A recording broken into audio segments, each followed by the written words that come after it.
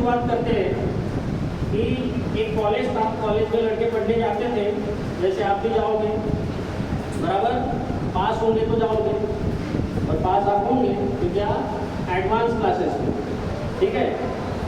तो जब कॉलेज में लड़के पढ़ते थे तो होता क्या था कि शुरुआती दिनों में तो टाइम पास ही चलता है, जैसे आपने सुना होगा कभी। तो शुरुआती दिनों में जैसे टाइम पास ही होता था, तो एक लड़की थी जिसकी एडमिशन काफ़ी लेट हुई, और लकीली वो उस कॉलेज में बहुत ही सुंदर लड़की थी। तो हुआ क्या कि अब जितनी लड़की सुंदर होती है तो लड़कों की हिम्मत उतनी ही कम होती है बात करने। साधारण सी लड़की तो कोई भी बात कर लेगा, लड़की सुंदर है तो बात करते में हिचकिचाहट होती है, बराबर है कि नहीं? अरे बराबर है कि नहीं बॉय? हाँ। तो हुआ क्या कि सभी जो बच्चे थे, स्टूडेंट थे, वो बात नहीं करते थे उससे, और भी नई नई आई थी तो उसको भी बात करने में थोड़ी सी हिचकिचाहट होती थी। अब हुआ क्या कि कई दिन ऐसे निकल गए, 8 दिन 10 दिन 15 दिन निकल गए, 15 दिन तक उससे किसी ने बात ही नहीं की। अब लड़कियां भी बात नहीं करती थी क्योंकि वो ज़्यादा सुंदर थी।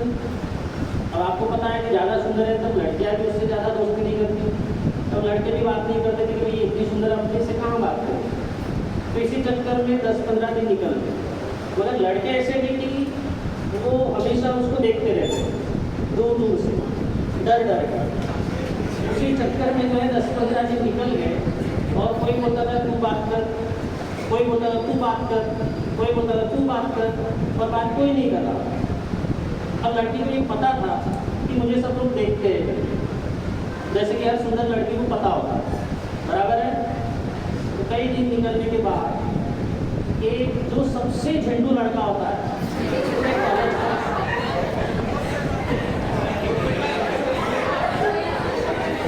अब झंडू से आपको पता चल गया कि झंडू लड़का क्या होता है। जो सबसे झंडू होता है उस लड़की के साथ वो एक दिन दिखी, कॉलेज की सबसे सुंदर लड़की और कॉलेज का सबसे झंडू लड़का, ये बात करते हुए दिखे। अब यहाँ तक तो कोई दिक्कत नहीं थी, अब दिक्कत यहाँ से शुरू हुई। अरे बात तो सुनो, पूरी स्टोरी अभी हुई नहीं, पूरी स्टोरी अभी हुई नहीं। तो जब ऐसे बात करते हुए जब दिखे तो लड़कों में थोड़ी सी जो है गॉसिपिंग शुरू हो गई, और फिर बोल रहे कि तू बात कर, फिर से वही तू बात कर, किसी किसी की हिम्मत नहीं हुई। फिर एक दिन डिसाइड किया कि सब लोग जाके एक साथ मिलकर बात करें। फिर एक साथ गए और बड़ी मुश्किल से थोड़ा सा डरी हुई आवाज़ में उससे बात की। तो बात क्या की कि हमारा तो ठीक है, मगर इसमें क्या देखा। क्या बोला कि हम तो ठीक है कि हमसे बात नहीं की होगी, और इसमें क्या देखा। वो लड़के ने जवाब क्या दिया, बोले वो अकेला ही था जो मेरे पास आया और बोला कि मुझसे दोस्ती करोगे। तो मेरे पास ऑप्शन नहीं था, बोले क्योंकि मेरे से कोई बात ही नहीं करता था, यही एक आया था और मैंने इसी से बात करना चालू किया, वही मेरा दोस्त था। तब इनको इतना बुरा लगा, मतलब जिंदगी में उतना बुरा कभी नहीं लगा, क्योंकि उनको पता था कि अपनी लेवल पे इससे बेहतर है। अपन ने बस बात नहीं की और उस चक्कर में सब खो दिया, आगे का भविष्य जो हो सकता था तो सब चला। और इसी वजह से जो है उस दिन से उन लड़कों ने एक सबक सीखा।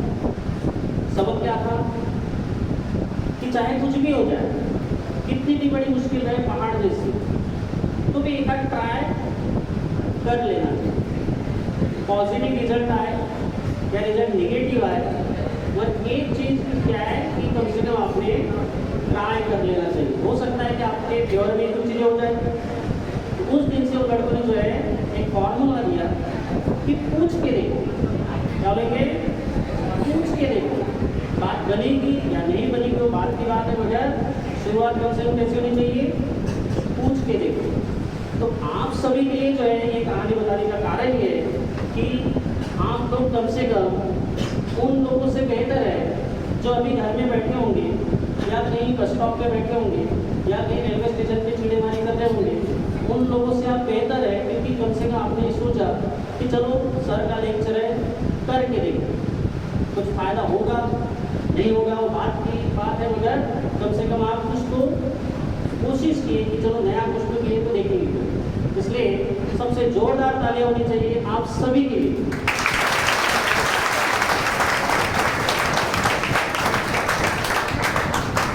और मैं आपको गारंटी देता हूँ कि आप लोगों ने जो इस सेमिनार के ऊपर जो भरोसा दिखाया है, कि आपने भरोसा दिखाया, तो मैं उसकी गारंटी देता हूँ, मैं आपको भरोसा देता हूँ कि आपका भरोसा मैं टूटने नहीं दूंगा।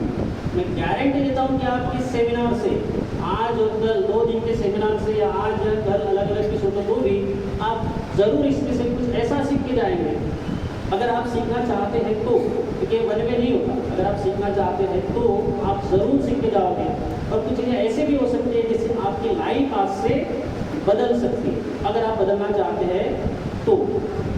अगर आप सोचोगे कि नहीं हम बैठेंगे सुनेंगे अप्लाई अपनी लाइफ में कुछ नहीं करेंगे, तो आपकी लाइफ में कोई परिवर्तन नहीं होगा।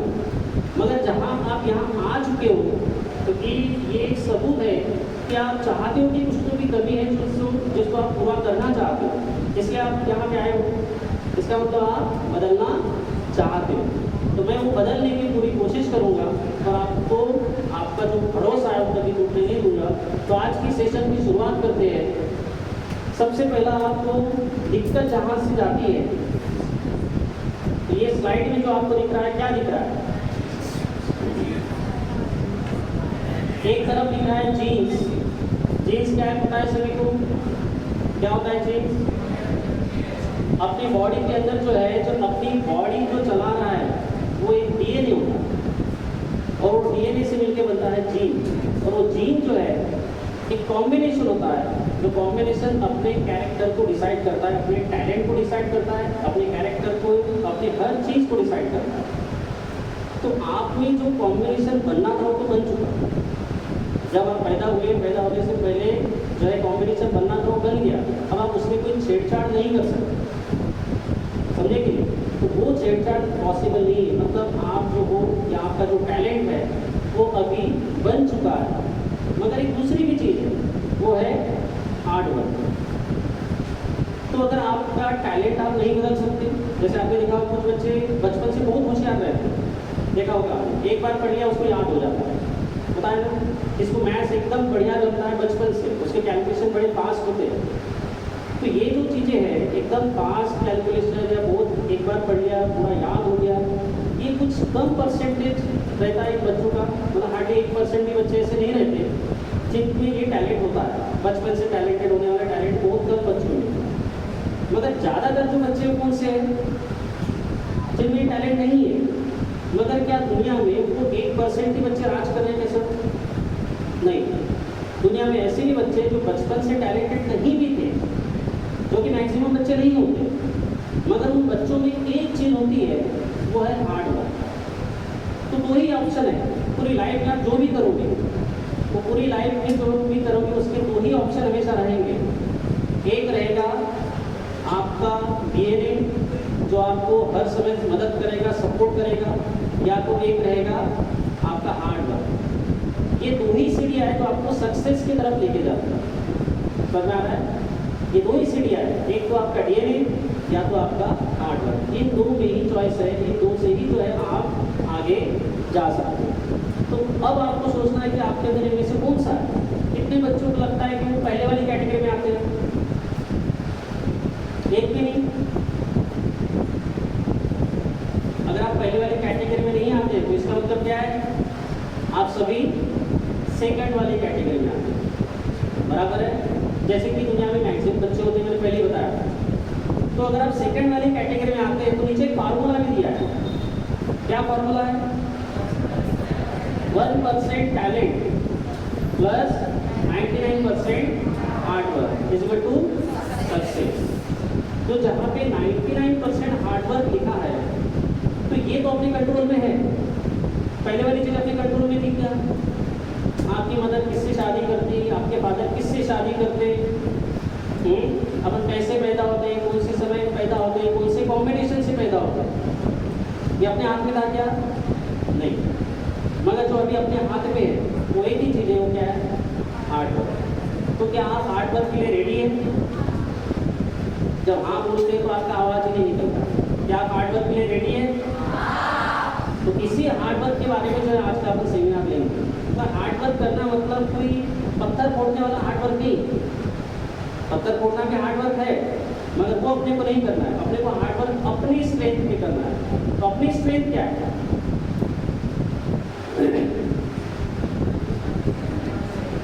पढ़ो।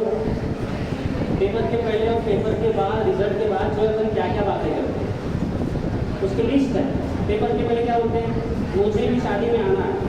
दूर दूर के रिश्तेदार की शादी में अपन जाते हैं कि नहीं? तो ढूंढते रहते हैं कहाँ पे शादी है, कहाँ पे बर्थडे है, कहाँ पे मेला लगा है, कहाँ टाइम पास किया जा सकता है। अभी तो बहुत टाइम है, पेटेंट डाला है। जैसे एडमिशन लिएगा तो ये क्लास लगा लिया, फिर पढ़ने के लिए बोला तो अभी तो टाइम है भाई, जब टाइम था तो क्लास क्यों लगाया? ऐसे सबने लगा लिया, मैं नहीं लगा, है ना? तो ये पेटेंट डाला है मैक्सिमम बच्चों का कि अभी तो बहुत टाइम है, स्कूल शुरू होने के बाद पढ़ूंगा। मतलब ट्यूशन पहले शुरू होगी, स्कूल बाद में शुरू हो रही है, वो विंडो अपन ले लेंगे कि भाई बाद में पढ़ा जाएगा जब स्कूल शुरू होगी।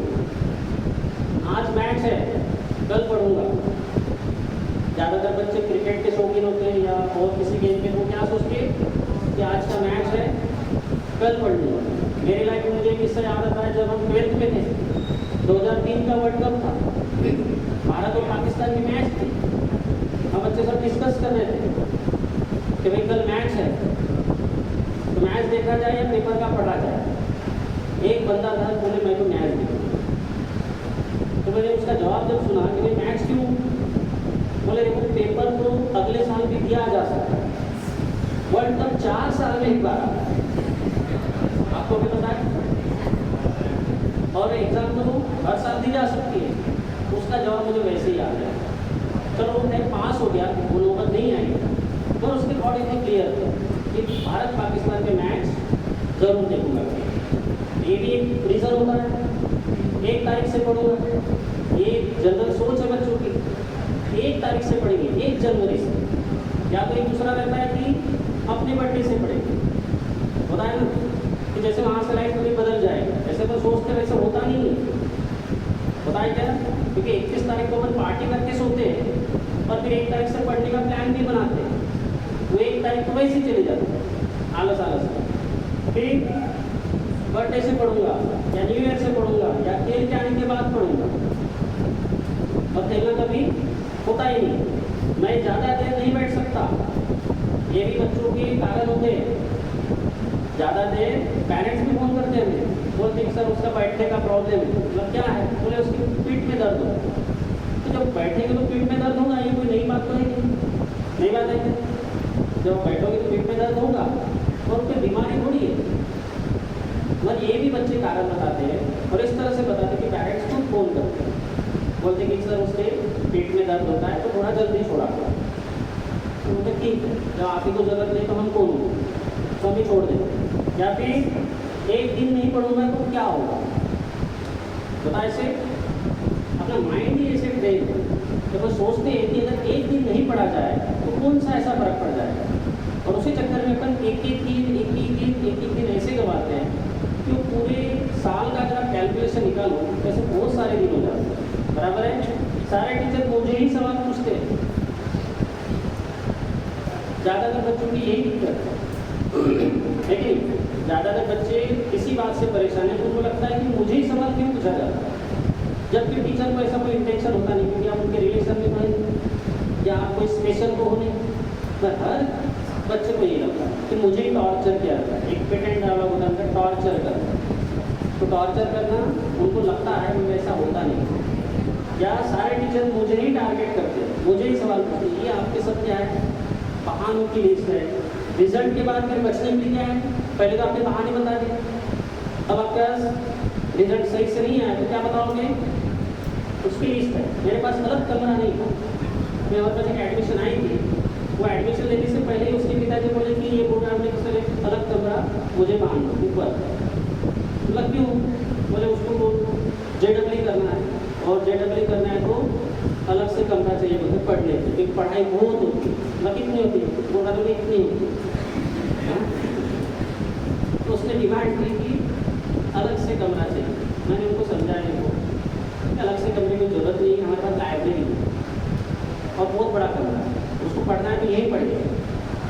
बोले फिर वो मानेगा नहीं, बोला मैं समझा दूँगा। तो मैंने उसको समझाया, बोला तू पहले JEE बैठ, पहले करके दे, कोशिश कर, तुझे जमेगा तब जाके कंपनी का काम लगाएगा। हुआ क्या, वो बच्चा JEE से CET में कन्वर्ट हो गया। मैंने 2-4-5 लाख रुपए उसके पिताजी के बचाए। तो बच्चे ने सोचा क्या था बेसिकली कि मैं पढ़ूंगा तो नए कमरे में पढ़ूंगा। तो ऐसी कौन सी पढ़ाई करने वाले थे जो नए कमरे के बगैर हो ही नहीं सकते, पता है तो शादी कर रहा है, दुल्हन आने वाली है, नया कमरा होना चाहिए। JEE ऐसा है क्या कुछ, दुल्हन है क्या कोई नहीं ना, तो जिसको नए कमरे में प्रवेश कराया जाएगा, नहीं तो कोई चांस ही नहीं, ऐसा तो नहीं है। और उसने ऐसी डिमांड रखी, तो आपकी अजीब अजीब डिमांड होती माँ बाप के साथ, जिसका कोई सर पैर नहीं होता, तो डिमांड करते बस, है कि नहीं। मेरे पास फ़ोन नहीं था, जबकि फ़ोन का और पढ़ाई का कोई कनेक्शन तो वैसे ही दूर दूर तक नहीं है, और फिर भी हम कोशिश करते हैं कि कुछ तो भी ऐसी डिमांड की जाए कि माँ बाप कन्वेंस रहे, समझे कि नहीं। या फिर मेरे पास साइकिल नहीं, पैदल जाना पड़ता है तो बोले साइकिल भी नहीं, या फिर मेरे पास गाड़ी नहीं, साइकिल होती तो बोलते मैं गाड़ी नहीं, पहले साइकिल भी नहीं थी तो बोले कि साइकिल चाहिए, साइकिल आगे तो बोले नहीं थी गाड़ी चाहिए, समझे कि नहीं। ये सब बहाने। ये साल पेपर ही मुश्किल आया, मतलब जिस साल आप पेपर देते हो उसी साल बस पेपर मुश्किल आता है, ताकि सब साल इजी आता है, बराबर है। आपको ये लगता है कि हर साल जो पेपर आता है वो इजी आता है, आपकी भी टाइम बस खराब है, मुश्किल है, ये आपका सोचना। पेपर के लिए टाइम ही कम मिला, अच्छा जो पूरा पेपर सॉल्व कर गया उसके लिए एक्स्ट्रा टाइम मिला था नहीं, तो अपन ये सोचते हैं कि मेरे लिए टाइम कम है, सभी के मार्क्स कम ही है। अब ये भी एक अच्छा है कि बाजू वाले के कम है, उसके भी कम है, उसके भी कम है, उसके भी कम है, तो अपन क्या बोलते हैं, क्या बोलेंगे अपन, मेरी भी कम है, मैं कौन सा उनसे अलग हूँ, ये होता है ना। तो अपन इसी तरह से बचने की कोशिश करिए, या चीटिंग बराबर नहीं हुई, तो आप इतना हद कर चुके रहते हैं पेरेंट्स को कन्विंस करने के चक्कर में कि इस साल पेपर मतलब चीटिंग ही खराब है, आप ही के समय बाकी सब साल सही होगी, बराबर है। या फिर टीचर अच्छे नहीं है ना, एक बढ़िया है, तो इसमें कोई चांस नहीं है, मतलब आप पूरा ही सेफ हो जाते हो, हमारे साथ पढ़ाते नहीं थे ठीक। और ये कब पता चला घर वालों को, जब पेपर का रिजल्ट आता है कि टीचर सही नहीं, पूरे 2 साल नहीं पता चला कि टीचर सही नहीं नहीं, पास में पेपर का रिजल्ट आने के बाद। या फिर सिलेबस लेट खत्म हुआ, बराबर है, सिलेबस आपका लेट खत्म हुआ, तो जब सिलेबस लेट खत्म हो रहा था तब नहीं चिल्लाया कि सर सिलेबस लेट हो रहा है, हमको पढ़ने का समय मिलना चाहिए, नहीं, सबसे लास्ट में रिजल्ट के टाइम। या फिर अचानक तबीयत बिगड़ गई, ऐसे होता है कई बार, बच्चों के पेट में दर्द होता है, अब घर वाले पेट में कोई मशीन लगा के चेक नहीं कर सकते, एक सर में दर्द होता है, 2 चीज़ें ऐसी कि मेरा पेट दुख रहा है, मेरा सर दुख रहा है, फिर माँ बाप बोलते हैं ठीक है जैसे भी दे देते, फिर आपके लिए चांस मिल गया कि चलो पेपर दे देते, अगर खराब भी हो गया तो भी कोई तकलीफ नहीं, क्योंकि माँ बाप को पहले से कन्वेंस हो चुके, बराबर। या फिर जो बिजनेसमैन घर से आते वो क्या बोलते तो मुझे बिजनेस ही करना था, इसमें मुझे ज़्यादा ध्यान ही नहीं, तो क्या पढ़ाई अच्छी करके बिजनेस नहीं किया जा सकता, होता है ना, मगर नहीं, ये सब आपके जो है पहले के और बाद के सब बहाने नहीं, और ये सब आप बनाते हो। इनमें से कोई भी एक आप चुन लोगे, अभी भी आप सोच रहे हो कि मैं ये मेरे साथ होगा तो मैं कौन सा वाला बताऊँगा इसमें से, सर ने तो बढ़िया से लिस्ट देखी है ना, तो आप सुनो मत, आपको उसकी ज़रूरत नहीं पड़ेगी। सबसे बड़ा सवाल है आज का, चलिए आपके भी मन में आता होगा, क्या क्यों पढ़ना है, किसने पढ़ना है, आप में से कोई बता सकता है कि आप क्यों पढ़ रहे हैं?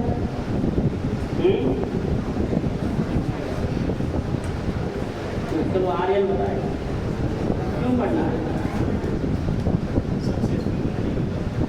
सक्सेसफुल बनने के लिए, बताओ। मान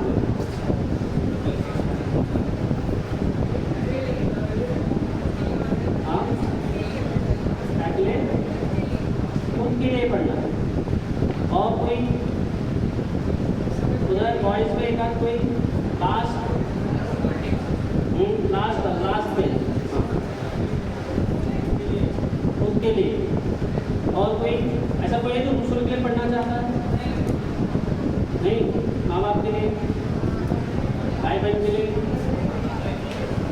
बोलने की बात नहीं होती, कोई दूसरे के लिए नहीं पढ़ता, सभी खुद के लिए पढ़ते, बराबर है।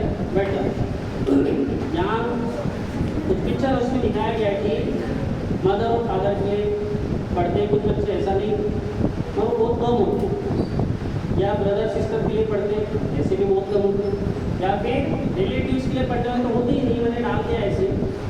अपने घर के छोड़ के तो रिलेटिव्स के लिए कहाँ पढ़ते हैं, कहाँ इतना टाइम लगता है, तो अपन पढ़ते किस लिए भी खुद के लिए, इतने जो सेल्फिश अपन नहीं कि हम खुद के लिए ही पढ़ेंगे। अब सवाल ये उठता है कि जो चीज़ अपने को अपने लिए करनी, इसलिए आप खाना खाते हो किस लिए खाते हो, अपने लिए। आप पानी पीते हो किस लिए पीते हो, अपने लिए। जो भी आप अपने लिए करते हो तो बड़े मन से करते हो, खाना बड़ा चाव से खाते हो, सांस ले रहे तो अपने ले रहे हो, है ना, ऐसे रुक के सांस ले रहे क्या नहीं। तो जो चीज़ आप अपने लिए करते हो उसको जी जान से करते हो कि खाना खाने से लेके, पानी पीने से लेके, खेलने से लेके, हर चीज़ जब आप अपनी मनपसंद करते हो तो बड़ी मन से करते हो। मगर जब बात आती है पढ़ाई की, उस टाइम पे अपन भूल जाते हैं कि ये अपने लिए कर रहे हैं, भूलते कि नहीं। और ये सबसे बड़ी दिक्कत है।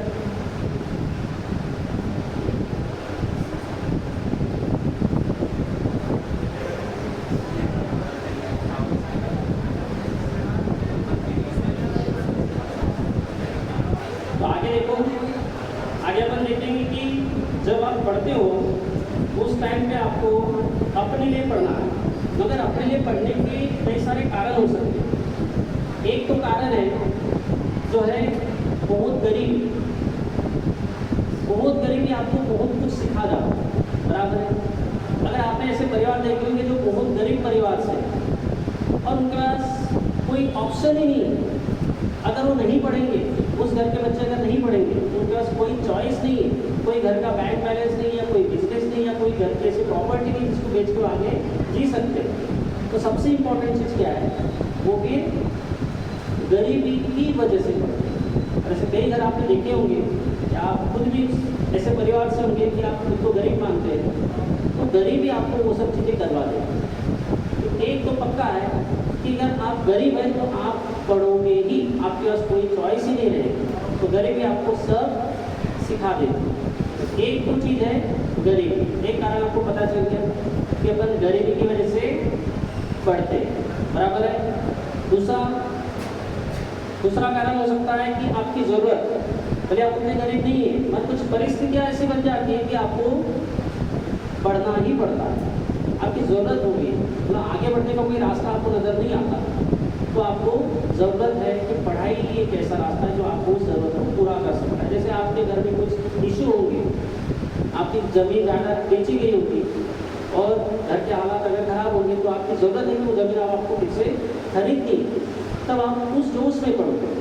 तो एक तो चीज़ हो सकती है गरीबी, दूसरी हो सकती है आपकी ज़रूरत, या तीसरी चीज़ मजबूरी। आपको कोई ऐसे मजबूर कर रहा है, घर वाला या कोई ऐसा कि भाई इतना कर्जा है, इतनी चीज़ें हैं कि अगर आप नहीं पढ़ोगे तो आपको ये चीज़ें नहीं मिलेगी, या ये तो नहीं करोगे तो ये चीज़ें नहीं मिलेगी।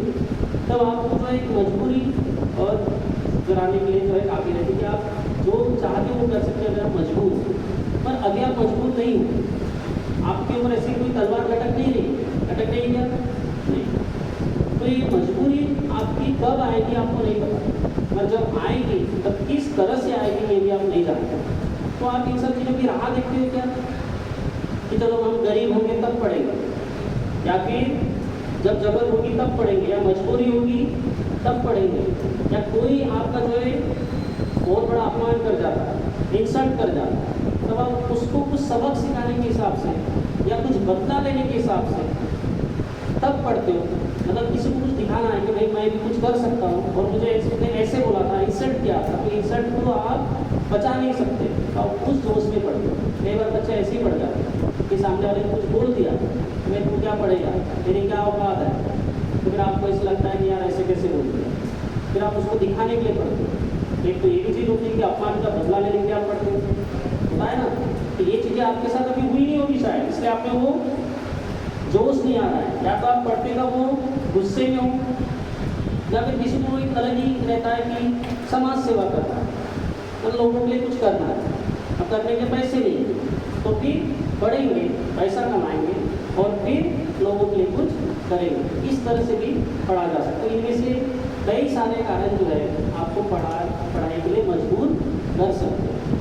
तो अभी शायद आपके पास इनमें से कोई भी कारण आपको नहीं मिलता, तो आप क्यों पढ़ो? बराबर है ना? पढ़ाई के लिए कोई वजह तो चाहिए। तो वजह क्या है? उस वजह कैसी रहती है, कैसी ढूंढी जाती है? आपकी भी लाइफ में आई होगी कुछ वजह, मगर आपने उसको ढूंढा नहीं, पकड़ा नहीं। जैसे कुछ एग्जाम्पल है, एक लेडी आपको दिख रही है, लता भगवान करे, ये महाराष्ट्र की है, बुल्ढाना से है, समझे? ये 2016 के लगभग जो है इनके पति का जो है, मतलब 3 बच्चियाँ थी, इनकी सबकी शादी हो गई थी। इनके पति और ये रहते थे बुल्ढाना से, और हुआ क्या कि इनके पति की तबीयत बहुत खराब हुई, इतनी खराब हो गई कि उनको हॉस्पिटलाइज करना था, मगर पैसे नहीं थे। जब पैसे नहीं थे तो आजू बाजू वाले लोगों से मदद ली, और आजू बाजू लोगों से मदद लेके तो उन्हें हॉस्पिटलाइज किया। हॉस्पिटलाइज किया तो कई सारे टेस्ट, आपको पता है कि डॉक्टर लोग बताते हैं, तो कई सारे टेस्ट की, उसमें से बीमारी पकड़ में नहीं है। वहाँ के डॉक्टर ने बोला कि इनको जो है बड़े हॉस्पिटल में लेके जाना पड़ेगा। बड़ा हॉस्पिटल मतलब वहाँ से बारामती वगैरह जो शहर है वहाँ पे लेके जाना है। फिर से अड़चन, फिर से लेके जाएंगे, फिर से टेस्ट कराएंगे, तो फिर से वो आएंगे, और फिर से उन्होंने पैसे कलेक्ट करके फिर से अपने पति का इलाज करेंगे। वहाँ जाने के बाद जब टेस्ट पर बताया तो फिर से टेंशन आ गया, जो पैसे बचे थे या फिर से कलेक्ट किए, फिर से टेस्ट किए, फिर अब पैसे खत्म हो गए। अब दूसरा एक सवाल ये था कि अब पति को मरने देना है या फिर बचाना है? अगर बचाना है तो फिर कोई ना कोई रास्ता निकालना है। वही जब वो कहीं बैठ के जो है कुछ नाश्ता वास्ता कर देगी, जिस पार्टी में अगर देंगी, उसमें जो है न्यूज़ पेपर की ऐड देखी, उसमें मैराथन का एक ऐड है कि वहाँ से जो है बारामती में मैराथन दौड़ होने वाले थे, जिसका प्राइस कुछ 50,000, कितना? 50,000। वो 50,000 प्राइस के लिए जो है उन्होंने सोचा कि चलो इससे पर अपने पति को बचा सकते, और उस चक्कर में उन्होंने जो है मैराथन में हिस्सा लेने का सोचा। तो ज़रूरत थी, मैराथन शुरू हुई, ये ऐसी भागी और इनके पैर में चप्पल भी नहीं, बिना चप्पल, बिना शूज, बिना कुछ पहले जो है उन्होंने मैराथन में दौड़ी, और 65 ईयर की एज में वो लेडी फर्स्ट आई। और जब लोगों ने ये देखा तो सब लोग शॉक हो गए कि नहीं, रेगुलर दौड़ने वाले उसमें थे कुछ जो रहते हैं ना, रेगुलर रनिंग पे जाते हैं, रेगुलर प्रैक्टिस करते हैं, ऊपर नहीं सकते, तो रेगुलर दौड़ने वाले उसमें दौड़ रहे थे। और उस रेस में एक 65 ईयर ओल्ड जो एक लेडी की दौड़ रही थी, और ऑब्वियसली रिजल्ट किसका आया? फर्स्ट विनर कौन था? लता भगवान करे।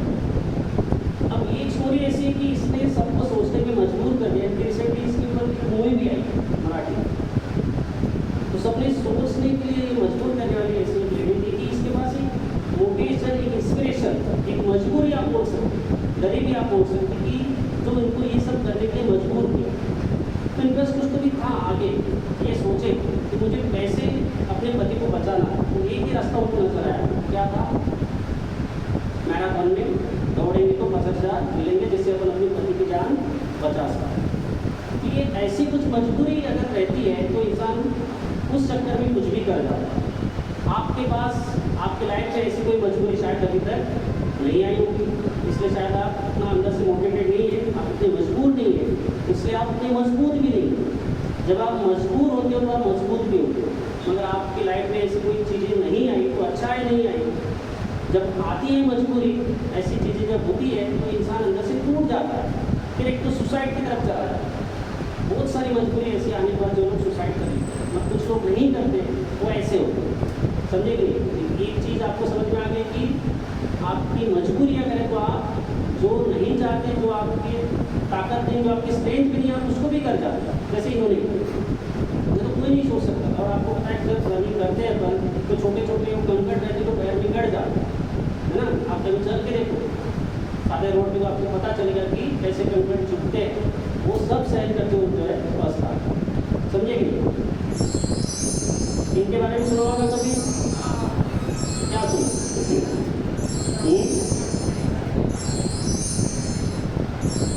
क्या सुना?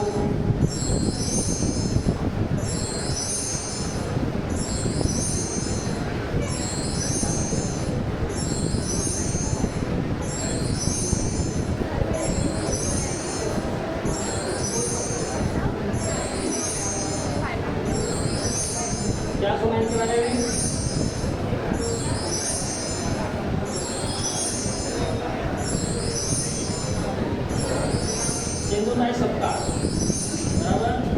इनके बारे में आपने कई बार सुना होगा कि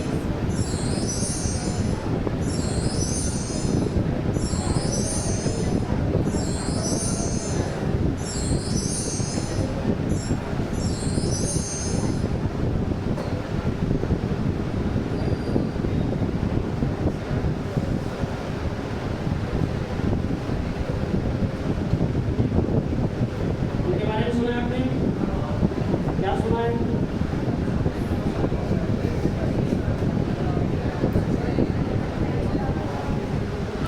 चलो, क्या सुना है? अपने महाराष्ट्र से थी, वर्धा से थे, उनके ऊपर भी एक मूवी आई थी, देखी होगी शायद आपने, अपने कार्टून में भी आए थे 7-8 साल पहले।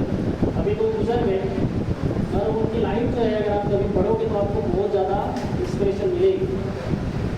ये गरीब परिवार से थी, बचपन में जो है शादी होगी, जब वो 9 साल की थी 35 साल के जो है पर्सन से उनकी शादी कर दी गई, बच्चे हुए, बाद में कुछ इश्यू हुए तो हस्बैंड ने घर से निकाला, बात ना सुनी गई। और फिर जब वो ये सब हुआ उसके बाद उनको जो है घर वालों ने भी एक्सेप्ट नहीं किया, अपने फादर उन्होंने भी एक्सेप्ट नहीं किया, मदर ने एक्सेप्ट नहीं किया, तो आखिर समाज में जो है कुछ पैसे वैसे मांगती थी और अपना गुजारा, ये सब हो रहा था। कई बार उन्होंने तो सुसाइड करने की कोशिश की, मगर वो सक्सेसफुल नहीं हुई, बात अलग है, मगर कोशिश। शमशान में रहती थी क्योंकि अकेली लेडी थी, तो उनको तकलीफ ये थी कि कहीं लोगों की नज़र पड़े तो कोई सेफ्टी नहीं रहती थी, इसलिए शमशान में रहती थी।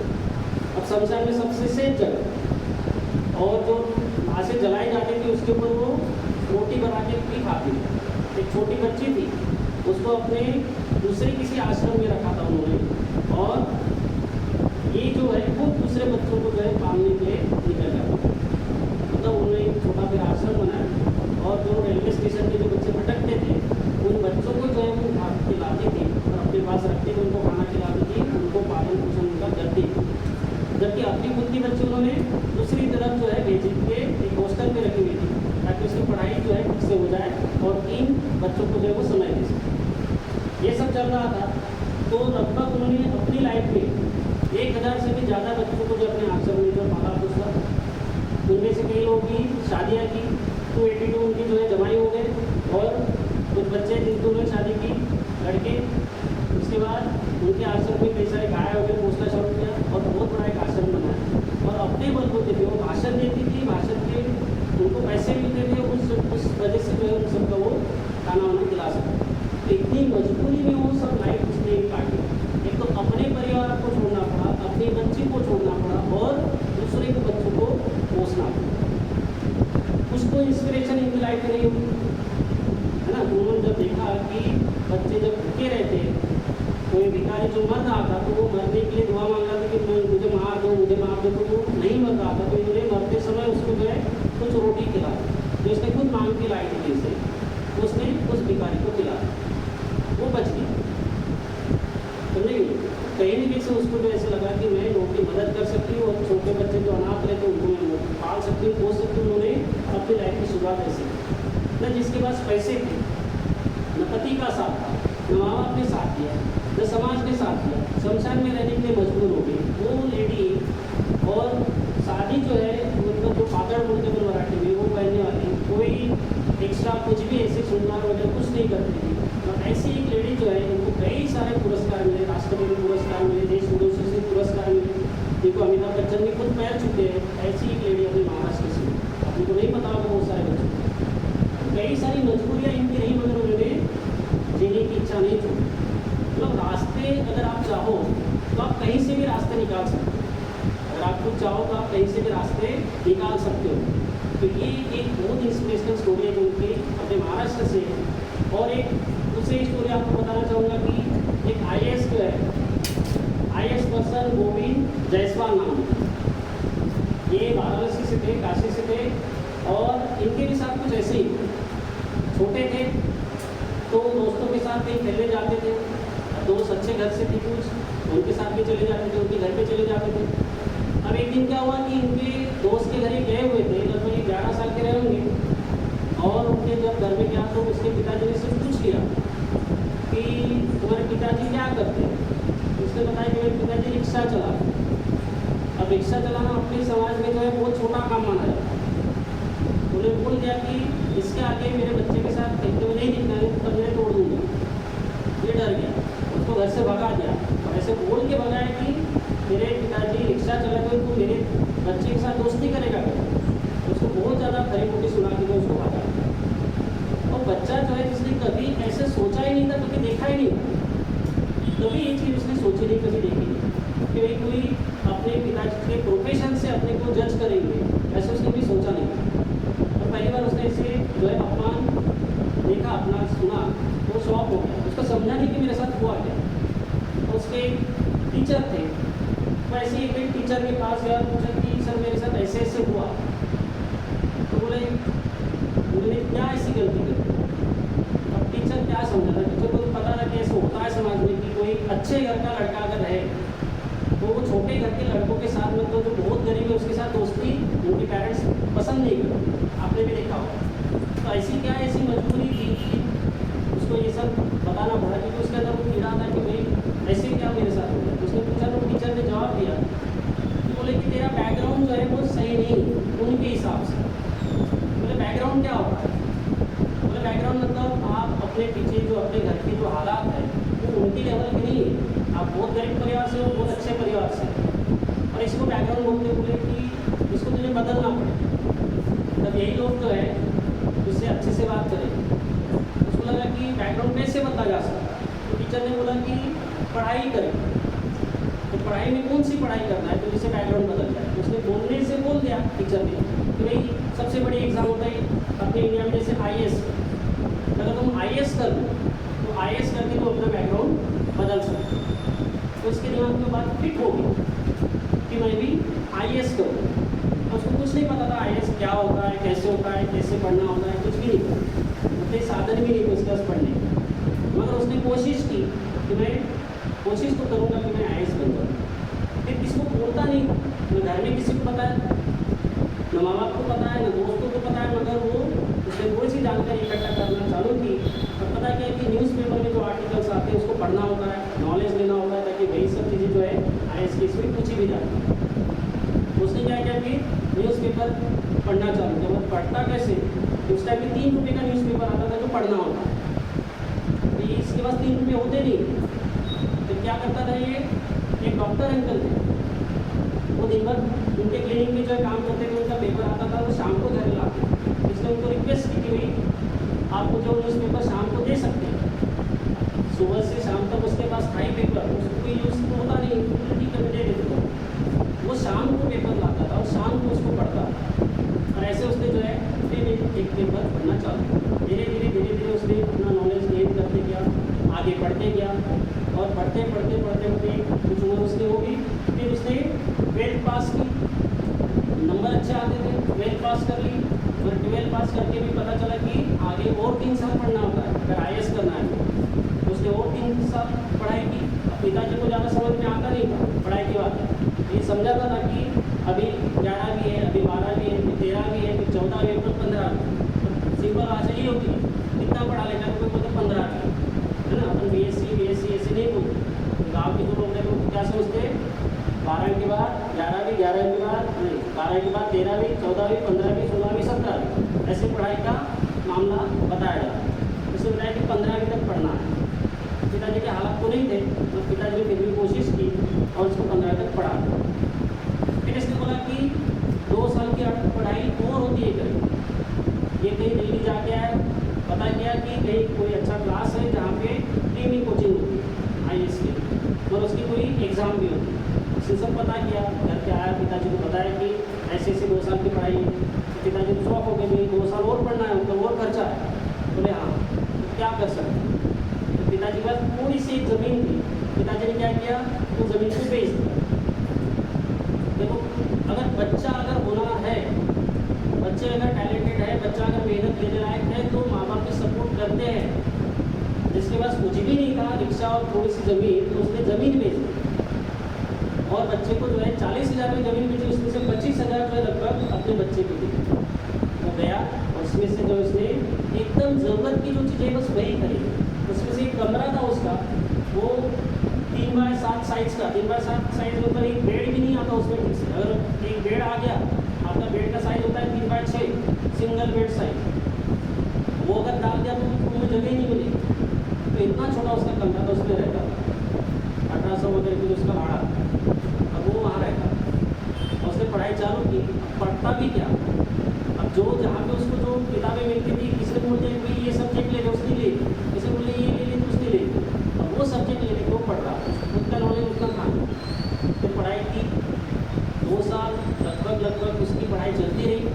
तब तक पिताजी को जो है पैर में जो है कुछ जख्म हो गया। पिताजी की जख्म बढ़ती जा रही, लोग इसको फ़ोन करते थे कि मेरे पिताजी मर गए, वहाँ पढ़ा है, एंजॉय कर रहा है। अब इसको पता तो था कि मैं एंजॉय तो नहीं कर रहा, तो लोगों का ताना मारने का एक तरीका होता कि मेरे पिताजी इधर मर रहे और तू उधर एंजॉय कर रहा है। मैं घर जाता भी तो भी इसकी पढ़ाई छूटती, और नहीं जाता तो उधर से ताने मारते। कई बार लोग उसको ताने मारते थे, फ़ोन करते थे, ताने मारते थे। ये सब कई साल तक, 1-2 साल तक वो चलते रहा। पढ़ाई होती रही, पढ़ाई बड़ा मन लगा के करता था। आपको यूट्यूब पे इसका एक वीडियो है, उसमें जो स्टॉप करके चैनल है, यूट्यूब चैनल पे इसका एक वीडियो है, उसको सुनना जरूर। तो बताता है कि मैंने पढ़ाई की प्लानिंग कैसे की। अपन भी पढ़ते हैं मगर अपन प्लानिंग नहीं करते, तो पढ़ाई की प्लानिंग कैसे की जाती है उसने बताया कि मैंने एक घंटे का जो है प्लानिंग किया होगा कि मैं इस एक घंटे में इतना, इस एक घंटे में इतना, इस दिन में इतना, ऐसे उसने प्लानिंग किया। आपको सुनना चाहिए, उससे पता चलेगा कि वो अच्छा पढ़ते हैं, वो कैसे पढ़ते होंगे। वो माइक्रो प्लानिंग करते हैं, माइक्रो प्लानिंग उसने की थी और उस हिसाब से वो पढ़ता है। और उस माइक्रो प्लानिंग में जो है होता क्या है कि बाकी का समय निकलता नहीं है कि गाँव जाए, गाँव से वापस आए, उतना पढ़े, उसको कवर करे, इतना पॉसिबल नहीं होता। तो इसलिए जो है उसने गाँव नहीं किया, पढ़ा, अच्छे से पढ़ा। आगे की जो उसकी मेंस एग्ज़ाम हुई, मेंस वगैरह होने के बाद फिर वो गाँव गया तो उसके पिताजी का पैर जो है काफ़ी मतलब खराब हो चुका। फिर भी वो हॉस्पिटल जाने के लिए रेडी नहीं थी क्योंकि पैसे खर्च हुए। फिर ये वापस आया, उसने देखा कि अभी जो है अपने पास कोई चांस ही नहीं, क्योंकि घर में हालात इतने ख़राब थे, कोई चांस ही नहीं कि अभी बिना पढ़ाई मतलब कुछ भी टाइम पास करें, थोड़ा सा भी 1 घंटा भी अगर ख़राब कर दे तो उसको लगता था कि मैं अपने पिताजी के ऊपर अन्याय करने वाला हूँ, तो इतनी तकलीफें हो।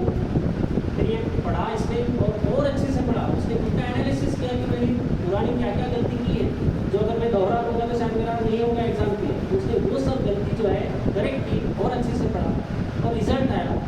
और रिजल्ट क्या आया, इसने 48 रैंक आया। ऑल इंडिया रैंक इसका क्या था, 48 रैंक आया। इतना अच्छा उसने पढ़ा। बात यहाँ ख़त्म नहीं होती है, अब इंटरव्यू होता है लास्ट में।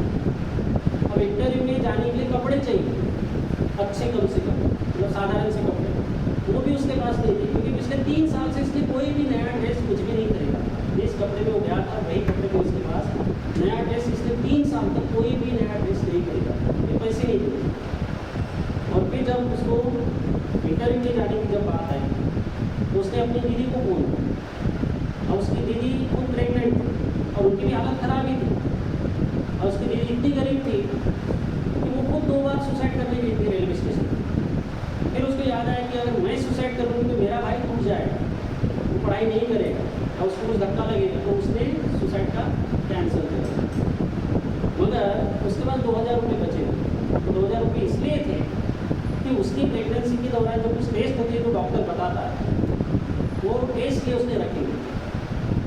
अब एक सवाल था कि टेस्ट करवाए कि बच्चे के बारे में जो जानकारी डॉक्टर देता है टेस्ट के बगैर तो नहीं ले सकता, तो टेस्ट कराना भी ज़रूरी होता है।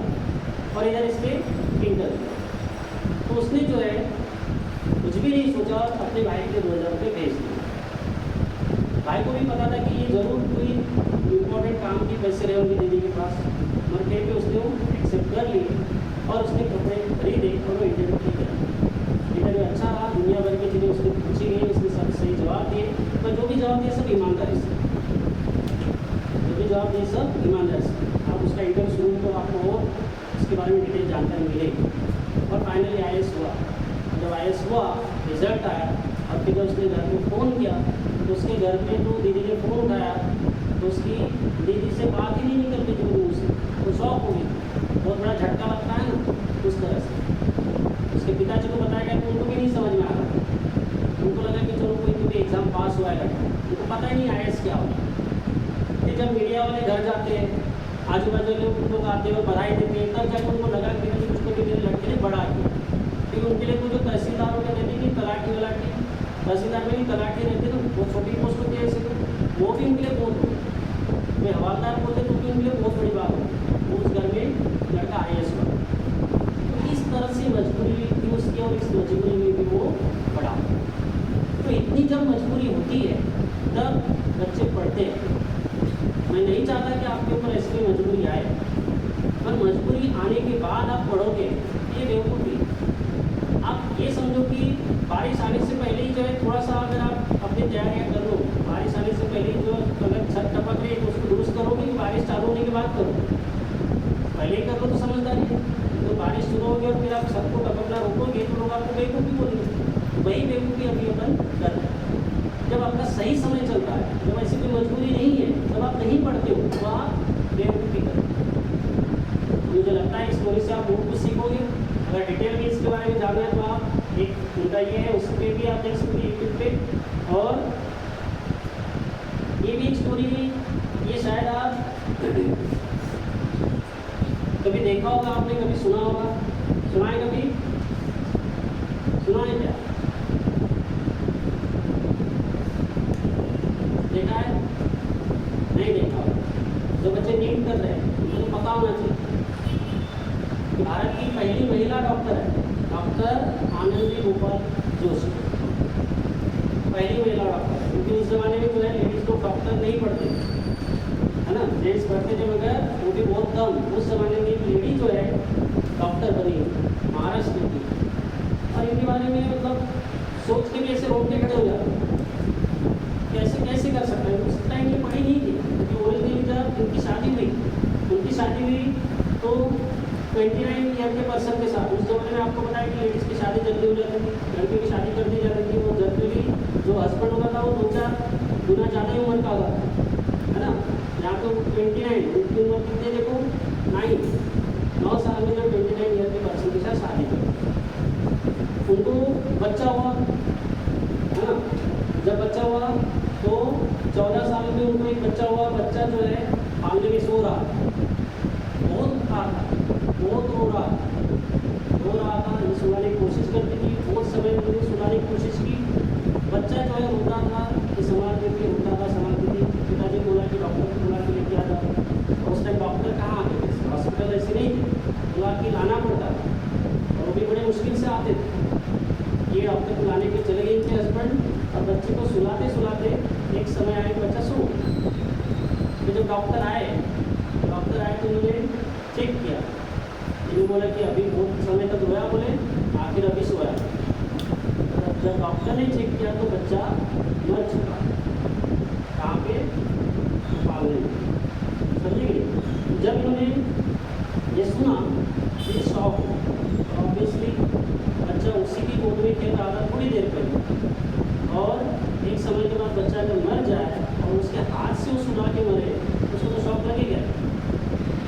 उसने सोचा कि ऐसे कैसे हो, वो इतनी मजबूत थी, क्या कर सकते, उसको पता ही नहीं चला कि बच्चा कैसे हो गया, इतना तेज रहा। उस समय जो है उन्होंने सोचा कि मैं डॉक्टर बनूँ। उस समय उसने सोचा कि मैं डॉक्टर बनूँगी। उसके पहले कुछ भी पढ़ी लिखी नहीं थी। उसका हस्बैंड जो था उसको पढ़ाने की कोशिश करता, जब जॉब पे जाता था, क्लर्क वगैरह था, जब जॉब पे जाता था तो वो उसको कुछ किताबें लेके जाता कि मैं आने के लिए तुझे पढ़ना है। और ये आलसी जैसे आप अभी है सभी लोग, ऐसे वो भी नहीं पढ़ती थी। वो घर के काम वाम करती थी और किताब रख देती। जैसे वो आता था उसके थोड़ी देर पहले किताब लेके बैठ जाती, और उसको समझ में आ जाता, हस्बैंड को समझ में आ जाता कि लड़की झूठ बोल रही है। भाई कहाँ झूठ बोलती है पता चलता, तो उसको पीटता था, बहुत पीटता था। उस जमाने में पीटना ऐसे ही चलता था, अब इतना लीगल नहीं है, उस टाइम बड़ा लीगल चलता था, जम के पीटा जाता था। राइट, अभी तो आग भी नहीं लगा सकते, है ना। उस जमाने में बहुत पीटते, मगर लेडीज भी वैसी रहती थी, सहन कर लेती थी। अब ये बहुत पीटता था, मजबूरी में पढ़ती, और अंदर से इच्छा थी क्या? नहीं, मजबूरी में पढ़ रही, अंदर से कभी इच्छा नहीं थी। और ये जब ये पढ़ती थी तो उस टाइम पे इसकी जो सांस थी उसको काम करना पड़ता था। अब सांस अलग परेशान कि भाई ये बहू है और ये पढ़ेगी और मैं काम करूँगी, उससे वो परेशान। और ये घर से बता के जाता था अपनी मम्मी को, तुझे काम करना है, ये पढ़ेगी। तो उधर सास परेशान, उधर ये परेशान, और ये घर से एकदम टाइट रखता था काम, मुझे पढ़ना है मतलब पढ़ना है, और वो कभी नहीं सकती। जो पढ़ी सब मजबूरी में। और जब बच्चे की डेट हुई तब इसको लगा कि नहीं मैं पढ़ूँ, और तब उसके हस्बैंड ने उसको सपोर्ट किया। अब सपोर्ट कैसे भी करता कि उस टाइम में लड़कियाँ पढ़ती नहीं थी, उस ज़माने में डॉक्टर बनने की बोल रही थी।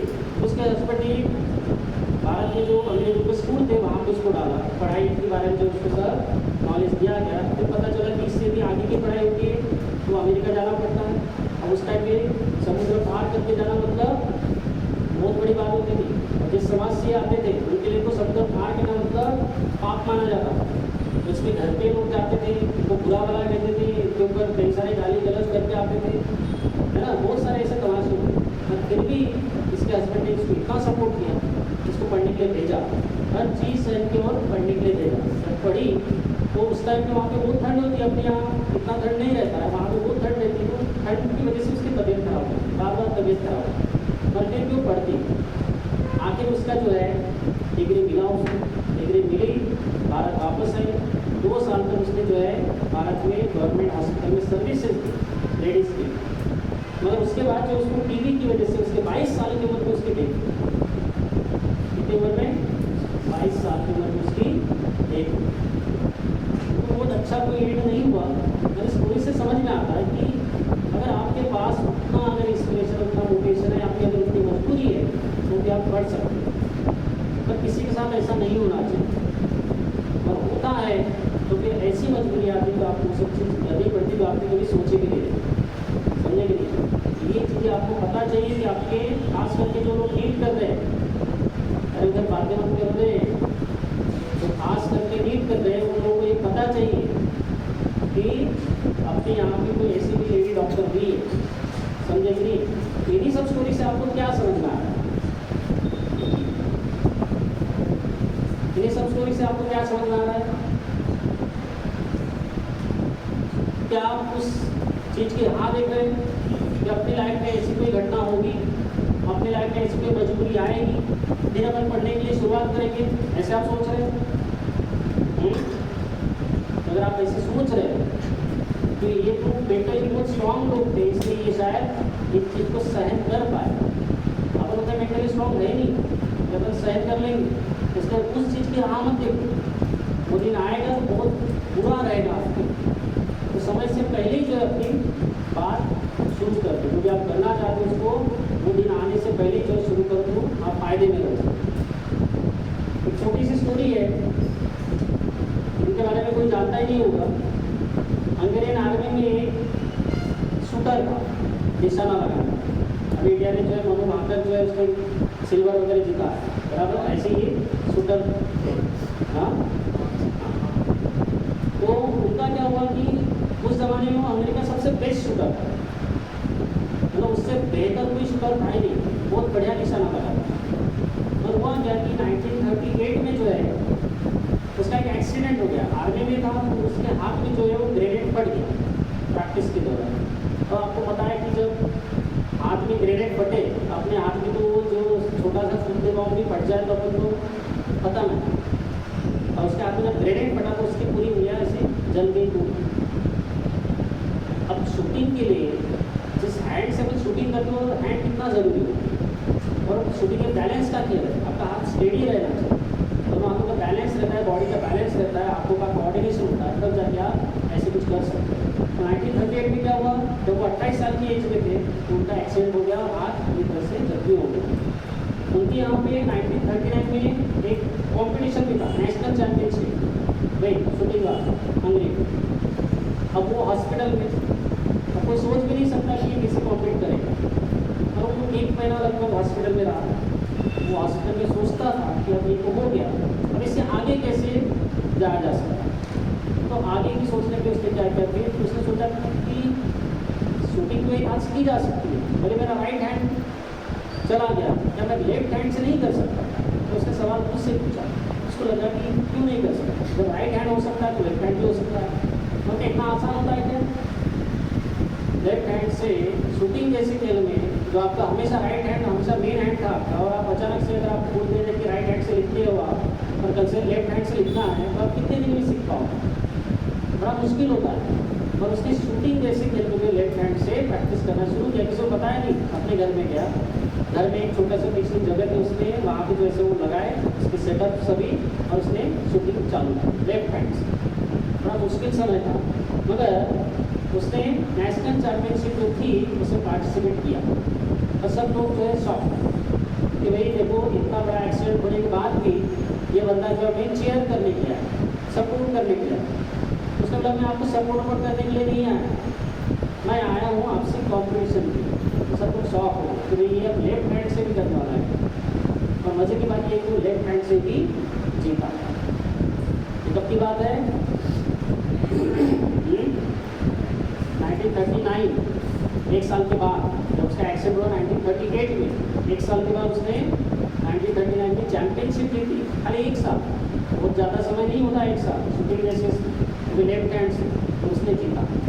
उसके बाद जो है 1940 में ओलंपिक थे, हुआ कि उस टाइम वर्ल्ड वॉर की शुरुआत हुई, और वर्ल्ड वॉर होने की वजह से ओलंपिक पूरी तरह से कैंसिल हुई, जबकि इसकी पूरी तैयारी थी। उसने सोचा था कि मैं ओलंपिक में जाऊँगा और मेडल भी जीतूंगा, पर गाइडलाइन ऐसे था कि 1940 की ओलंपिक कैंसिल हो गई। उसने हार नहीं माना, उसने 1944 के ओलंपिक के लिए जो है तैयारी शुरू की। इसके लिए 1944 जो 4 साल बाद फिर से ओलंपिक होने वाले थे, उसके लिए तैयारी शुरू कर। अब गाइडलाइन इतना स्ट्रांग था उसका कि उस साल भी 1944 में भी ओलंपिक कैंसिल हो गई। इसने फिर भी हार नहीं मानी, तो 1948 के ओलंपिक के लिए जो उन्होंने तैयारी शुरू कर दी। और जैसे कि स्वागत की जीतनी थी 1948 के ओलंपिक में उसने गोल्ड मेडल जीता ना, गोल्ड मेडल, जबकि उसकी उम्र उस टाइम जैसे 28 का था 1938 में, तो 1948 में कितना रहा होगा? 38। तो 38 साल की उम्र मतलब एज ज़्यादा हो जाती शूटिंग जैसे गेम के लिए, बॉडी ऐसे साथ नहीं देती, बैलेंस नहीं रहता है ना, कांपता है, और उसने फिर भी जीता। उसने वही नहीं रुका, 1952 के ओलंपिक के लिए फिर से तैयारी शुरू कर दी, और 1952 का भी ओलंपिक गोल्ड मेडल उसने जीता। मतलब उस जमाने में उस टाइम पर कंटिन्यू 2 ओलंपिक के गोल्ड मेडल जीतने वाला कोई भी पर्सन नहीं, तो पहला ऐसा पर्सन बना जिसने कंटिन्यू 2 गोल्ड मेडल जीते। ये ओलंपिक की हिस्ट्री में जो है इसको सबसे बेस्ट माना है। इतने बड़े एक्सीडेंट के बाद, 2 ओलंपिक कैंसिल होने के बाद कंटिन्यू और 2 बार जो है पार्टिसिपेट करना, और कंटिन्यू 2 ओलंपिक में कंटिन्यू 2 मेडल गोल्ड मेडल भी जीतना, ये पहली बार ऐसी हिस्ट्री में हुआ था कि इसको हॉल ऑफ फेम में रखा जाता है। मतलब बहुत रिस्पेक्ट से इसका नाम लिया जाता है ओलंपिक की हिस्ट्री। मतलब सोचने वाली बात ये है इस स्टोरी से कि दुनिया में ऐसे ऐसे पर्सन हुए जो जहाँ से अपन सोचना बंद कर देते हैं वहाँ से उसकी सोच शुरू, उन्होंने ऐसे सोचा और वो करके दिखाया, समझे कि नहीं? क्योंकि अपन भी कर सकते हैं, और अपने साथ ऐसी कोई घटना नहीं हुई, ये अच्छा है, मगर होने की राह मत देखो, नहीं तो लोग ऐसे भी कर जाते हैं, समझे कि नहीं? इसी के साथ मैं आपको थैंक यू बोलना चाहता हूँ कि आपने 2 दिन